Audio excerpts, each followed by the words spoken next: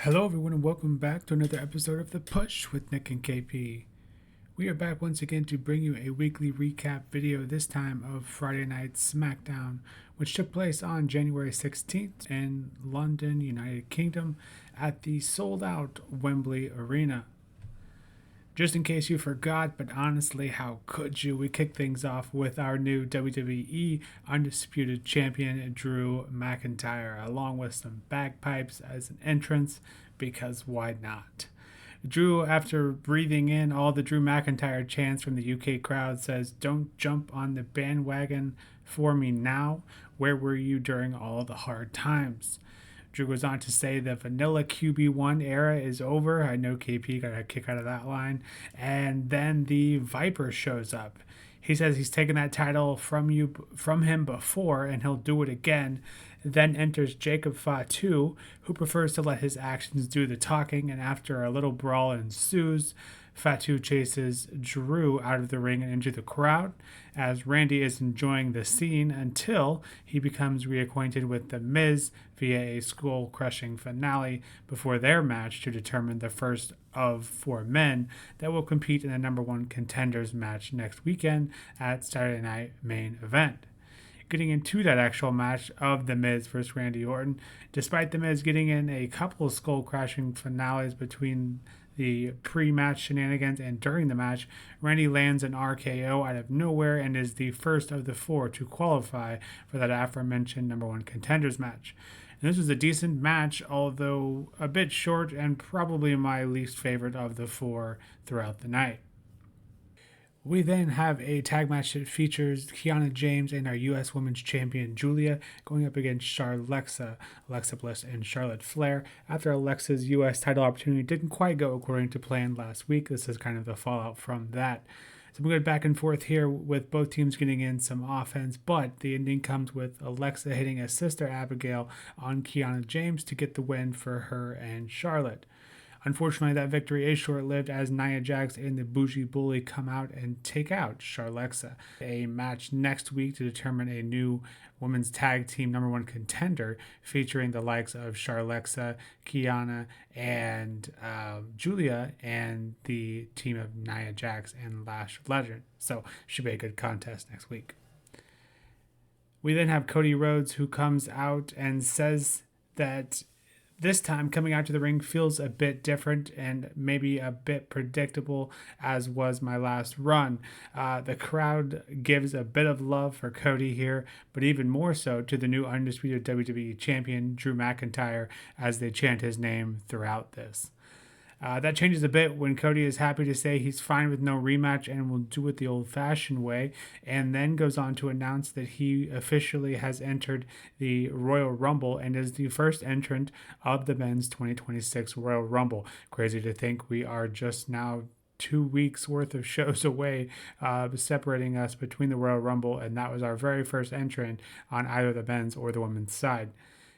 Cody then promises Jacob Fatu has an enormous receipt coming to him. A bit edgier Cody here. Just give us heel Cody, honestly. That's kind of where I'm at now. The crowd, not being super receptive to Cody, and he's definitely not used to that. But I thought he handled that really well.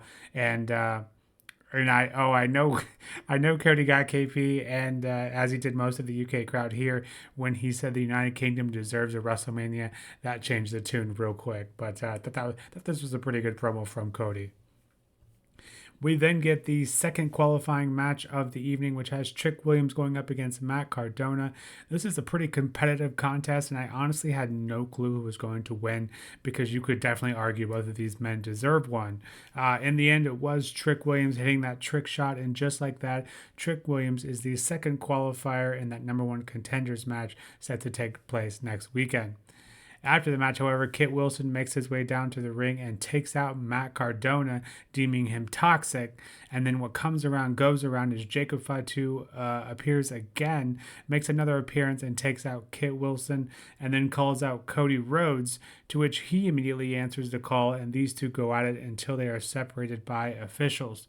I don't blame Cody. I'd be pretty heated as well. Basically, could argue he cost him the match to Drew McIntyre last week. So just a commercial break later, we then haven't announced it, makes it official from Nick Aldis that Cody and Jacob Fatu will attempt to resolve their differences next Saturday at Saturday Night's main event.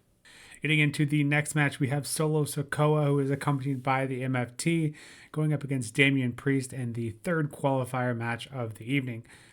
This is a very hard-hitting contest and the best qualifier of the evening so far, in my opinion. As you might expect, the MFT does get involved here early and often.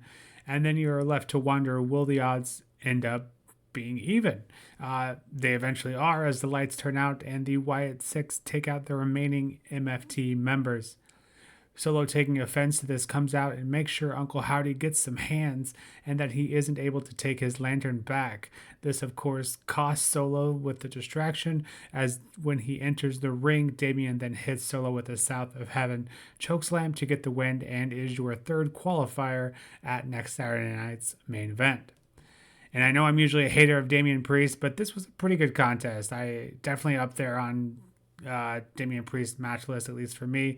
Uncle Howdy does end up getting his lantern back, but Talatonga hits him with a big boot, which allows Solo to once again escape with that lantern. And then it is announced next Friday as well that the Wyatt Six will be going up against MFT once more, this time for that tag team gold. We then see a nice little promo between Drew and Sammy backstage, planting those seeds you've likely heard about all over social media. Sammy sets his sights on winning tonight against Ilya next week at Saturday Night Main Event, which just so happens to be in Quebec, and then claims he will defeat Drew for the very first time at the Royal Rumble. So 11-0 Drew is against Sammy, and that story just kind of writes itself. KP and I have talked a bit about that both on air and off. So Quebec and Saudi being very close to Sammy's heart, and I think it almost feels too obvious. I guess we'll have to wait and see, though. We then get the next match of the evening, which has Carmelo Hayes continuing his U.S. Open challenge, this time by UK's own, the TNA X Division champion, Leon Slater. This is awesome chance throughout because, of course, there was. These are two among the most talented in WWE. Leon doing what he does best, wowing the crowd, and Carmelo continues his impressive ways and his winning ways by hitting a first 48 and then an avalanche cutter to get the win here, and still your U.S. champion, him, Carmelo Hayes. And Leon, for those that don't follow NXT or TNA on a consistent basis, this man is only 21 years old. What a bright future he has. But for tonight, Carmelo Hayes does stand tall, but neither of these guys walk away looking weak here. I would put this as the match of the night, but there honestly were some pretty good contenders. But before we do get to that main event, half of the AAA mixed tag team champions, Chelsea Green with Alba Fire, going up against Jordan Grace. Jade Cargill is at ringside here as well, due to the Jordan Grace seemingly being a threat to Jade Cargill's title. Jordan Grace controls most of this match, even with some interference by Alba, but in the end, Jordan hits a direct effect to get the win here over Chelsea Green. After the match, Jordan tells Jade if she's tired of babysitting that title, she can come to the ring right now. Jade quickly obliges, and Chelsea from behind tries to attack Grace, but instead hits Jade.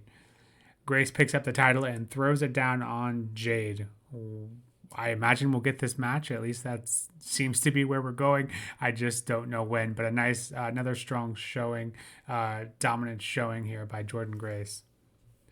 Getting into that main event, and kind of what I was alluding to earlier was another contender for match of the night. The SmackDown had quite a few of them. Ilya Dragunov going up against Sami Zayn for that fourth and final number one contenders qualifier for the WWE Undisputed Championship. The crowd should have been louder for this one, in my opinion, because this match was absolutely brutal.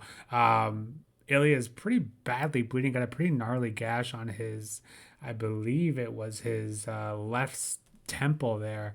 But unlike any other business, it almost seems to kind of fuel that fire within, at least for a while. Ilya looked like he was going through it there at the end. Looked like maybe he was getting kind of nervous, or maybe that was just kind of him selling it. Regardless, he did look a little worse for wear there at the end. but it shouldn't come to any surprise. But these two put on a terrific match, and I think there's a reason why it was the main event.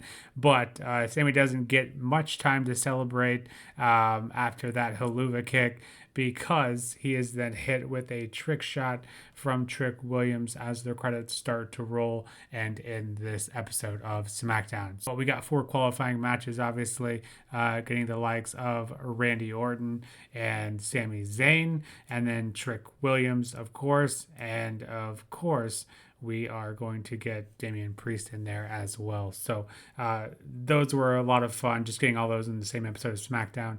One of the many benefits of this 3-hour kind of extended shows here. Carmelo, obviously, once again putting on arguably the match of the night as well with Leon Slater. Of course, that was a great match. And of course, the main event, Ilya Dragunov and Sami Zayn, another impressive bout there. But enough from me. What did you all make of this episode of SmackDown? I believe the 3-hour kind of, at least the momentum through Mania, it feels like it's kind of here to stay. Even if like this SmackDown, I don't think was as good as previous. But just based on that alone, the last 2 episodes were really good, and I think this one wasn't far behind it. I think just due to the 3 hours, we're going to continue to get quality matches, and at least for someone like me, I feel like that's kind of what I go to SmackDown for, is quality wrestling. So they continue to give us that. I think I'll continue to be happy. So as for rating, I think I would give this one an overall of probably an 8.5 probably. We'll go with an 8.5. It's still pretty high rating there. I'm curious what you all thought of it, what your highlights of SmackDown were, and please don't forget to hit that like and subscribe button as well. But for now, this has been the latest episode of The Push with Nick and KP. Until next time, we'll see you soon. Take care.